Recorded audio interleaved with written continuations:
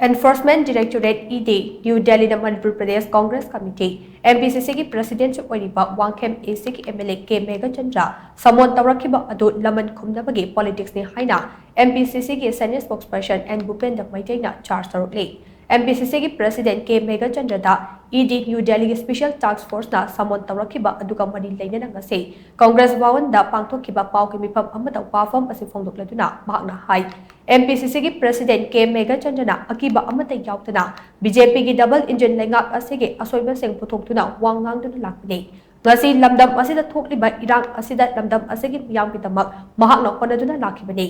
ED New Delhi da MPCC ki President MLA K Meghachandra samon tawrakiba adu condemn tawi thawang adu Laman Khumnabagi politics ne haina lawi kihan khanghan bada Congress na chatkadaba nate ED da samon tawrakliba asida Congress na tumina kak leiroi BJP की double engine की लेंगा असिगी लुजदबा थवों Singh Congress party नम यामदा खंगनबा होनबा लेपखिरोई हाइना मागना मखा ताखि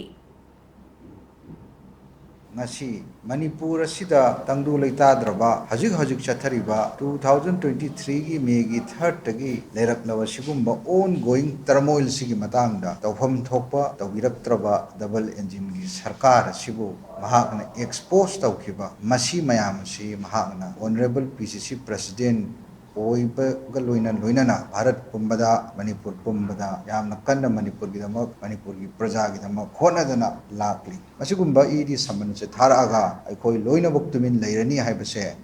मासी खनबिगनु कांग्रेस कैदोंगैदसु तुमिना लेरोय मणिपुर की प्रजा गिदमक भारत की प्रजा गिदमक अखोइ वांगांग लेपोय मसिगुंबा डबल इंजन सरकार मसीदा मखोइ की तौफम थोक मयाम तौरक्तब मयाम से खोइना एक्सपोज तौहिगनी हाइबसि थमजगे मरमदुना मणिपुर प्रदेश कांग्रेस कमिटी की तरफ तगी मसिगुंबा ईडी के समन से खोयाम कन्ना निंदा तौबगलोइना मसिगुंबा थोंग मसिगो खोइना पॉलिटिक्स ऑफ वेंडेटा लमन खुमनबगी पॉलिटिक्स ने हाइन लौजै